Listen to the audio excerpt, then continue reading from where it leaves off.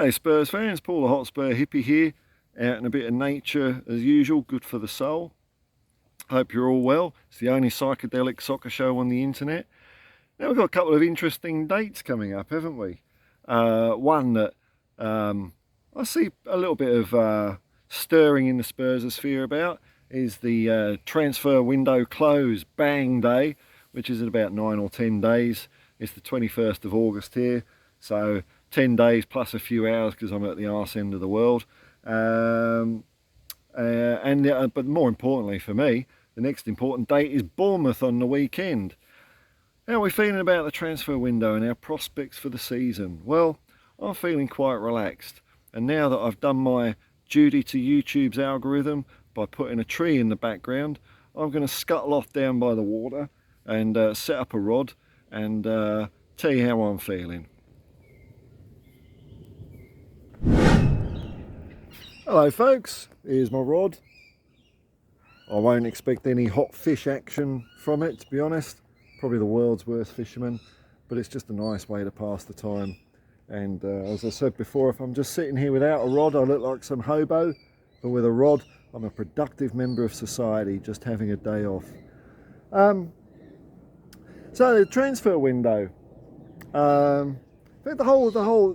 think the transfer window and my feelings of Bournemouth are kind of interwoven a little bit, and you know, all I can tell you is what I think and what I feel. I can't tell you what to think and what to feel. No one should, neither should anyone else. You know, we're all different, but we're all the same deep down.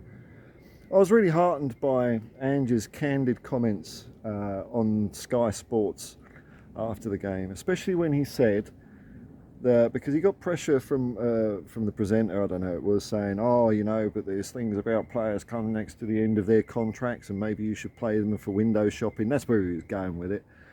And Ange just closed him down, says, no ma'am, that is one thing I do have absolute control of, that 25-man squad.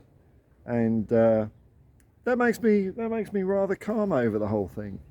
So as far as the transfer window goes, yeah, we've got loads of players on our roster, haven't we? Loads of players, and yeah, we've got to trim it down.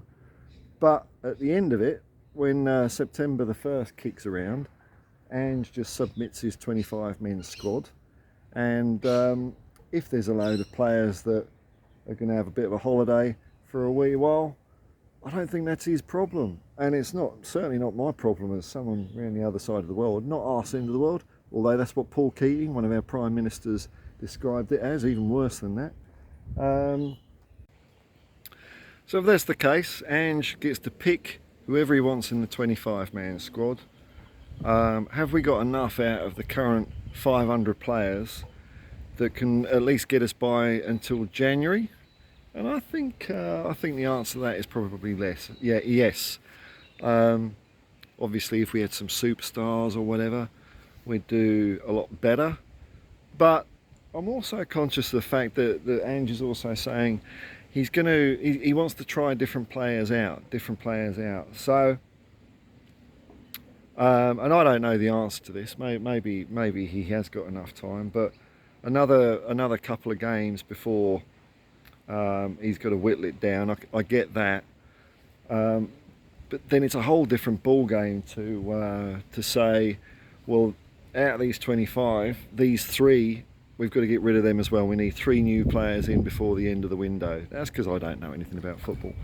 I'm sure Ange is all over it. But I guess what I'm saying is I'm not too nervous, really. I was very heartened by Ange saying he's got full control of the squad as New South Wales' finest. Fly over in a helicopter. Keep working hard, boys. Keep working hard. I'm sure Sydney's safer with you up in the air. And we'll probably see, we might well see a little bit of experimentation against Bournemouth on the weekend. I've heard things here and there about Maddison. The only thing is I'll go off the most reliable, which is Maddison's having a scan for a suspected foot issue. I don't want to stir things up by saying anything more than that. It doesn't sound super serious, But you know, it might be, and injuries and team members being unavailable. That's not just a Tottenham Hotspur thing. That's the way football has always been. Players get injured and come back. I mean, on the good side, it looks like there's also signs that Bentancur might be coming back a bit earlier than expected. So that will give us some really nice, juicy options in midfield. Not that we don't have them already. So if Maddison is out, maybe it's time for Lo Celso to have a go.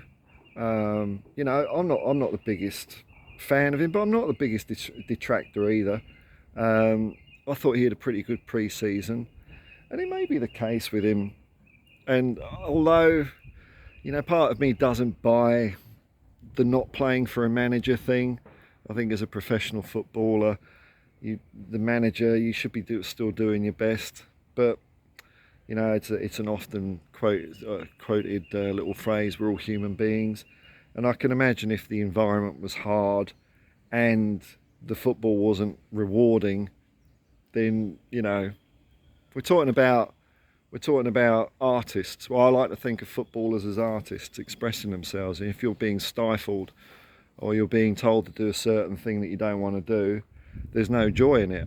I mean, I tell you, like years ago, I used to do a bit of freelance artwork for one of the papers over here, Sydney Morning Herald, and I was all cock a hoop because I was in there. But as soon as I got the gig and they started giving me notes and dictating what I could and couldn't do, I hated it. So it's funny, isn't it? You know, you think you've got your dream and it turns out not to be.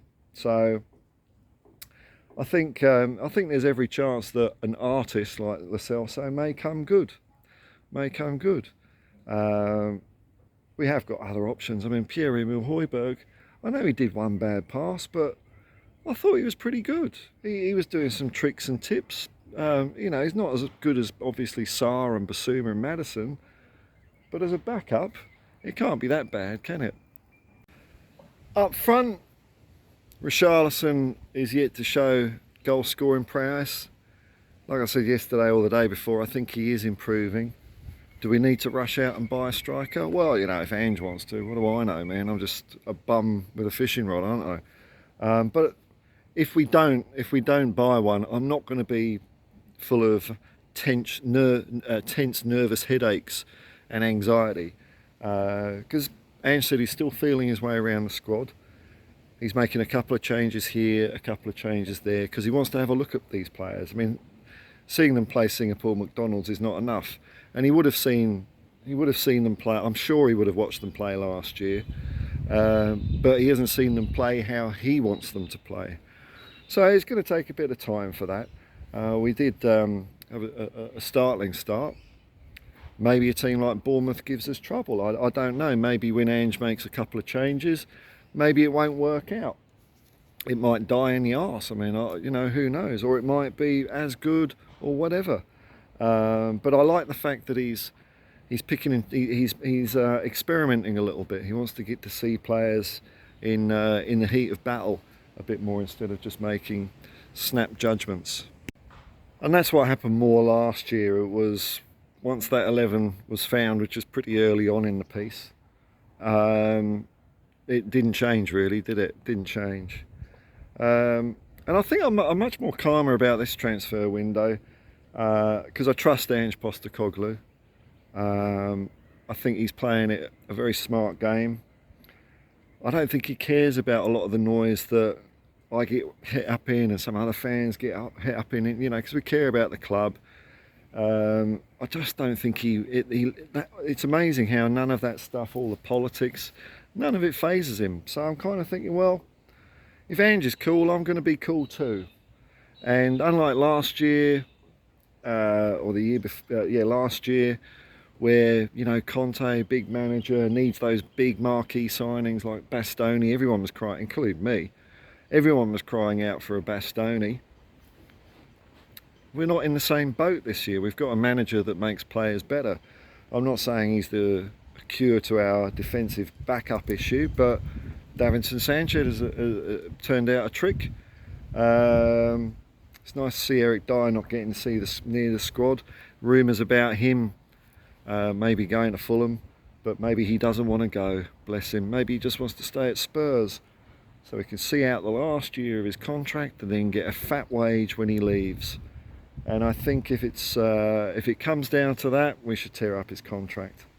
I don't want that sort of taint around the place. Someone just biding out their time like a New South Wales helicopter pilot, biding his time before he collects his big fat pension, not taking any risks. I really want him gone. But apart from that, if players are around that Ange isn't using, why does it affect? Why does it affect anything? Maybe it affects balance sheets and stuff. All that stuff I really don't care about. The only thing I care about is the football. I'm not an accountant. I'm not a business person. I'm not interested. If Tottenham can't get rid of all these players, I don't care, man. It's not my issue. Now, just on the subject of transfers there, I had a chat with a mate of mine who went to the Man United game, and he mentioned something about the Harry Kane to Bayern move that I hadn't really thought of, and there might be some merit in this. I don't know if I agree or disagree with this, but it's a possible truth. Is that Harry did the club a solid by, he could have stayed and gone on a free next year. But Bayern was one of the main clubs sniffing around. He agreed terms with them, and did it in a way that Tottenham got paid out a decent lot of money, instead of us getting no money and him going on a free to a particular, in particular to a competitor. And I'm ruling out Chelsea. Everyone says Chelsea are crap, man. Did you see them the other night against West Ham? Oh dear, oh dear. That's what happens when you've got a manager that don't want to be there and a load of fans that don't want the manager to be there either, and an owner who's a complete, what is he? He's a buffoon walking into the dressing room every 5 minutes. So because we got Postecoglou, who I admire more as a football, what's the word I'm looking for? Coach, I suppose. Let's keep it simple. I admire him as a coach more than I did Conte, because I've seen Postecoglou make players better, make them incredible, and he's going to do that at Spurs. Whatever 25 players he picks, whether it's the 25 that are existing at the moment, or if there's a couple of changes in and out, whatever happens, he's going to make us better. But I am prepared for a couple of slip-ups on the way as he's making these changes to the how he wants the team to operate, his preferred 11, or how he rotates players. But I like the fact he's rotating players already, because and making a point of saying that Skip and Royal didn't do anything wrong the week before, that he just wants to try different things. It takes the pressure off players. Players know that places are up for grabs. There's competition for places. Instead of if you're Eric Dier, then you just get picked because you've been at the club a long time. Or I don't know. It's a mystery to me how that kept on happening last year. But places are up for grabs, and depending on the situation, what zodiac sign is rising in Jupiter or whatever, Ange is going to tinker around with his team a little bit. This idea that Ange is a one-trick pony is an absolute. It's a joke. It really is. He's got a preferred style of play, but how he goes about that is a completely different story, and he'll use whatever tools are at his disposal to achieve success. So in short, 9 days to go in the transfer window. I don't care. I don't care. What will be, will be. I think we're going to see a lot of good football anyway. If we don't buy anyone, then it'll give time to work out Ange more of his plans come the January window. And for once, I'm actually content with that. I don't need the club to come out and make a big statement or anything like that. I'm cool with that, much more so than I was with a manager who's on an 18-month contract. All that rubbish we were doing. We've got someone here who's apparently here for the long haul. Let's just take it steady. Just build on it. Breathe it all in, step by step. The journey is going to be wonderful. The destination is going to be glorious. And I'm looking forward to Bournemouth on Saturday. Bit nervous because football, you never know. but I'm excited that I'm going to see some good football. So until next time, folks, peace and love, man. Peace and love, and come on you Spurs.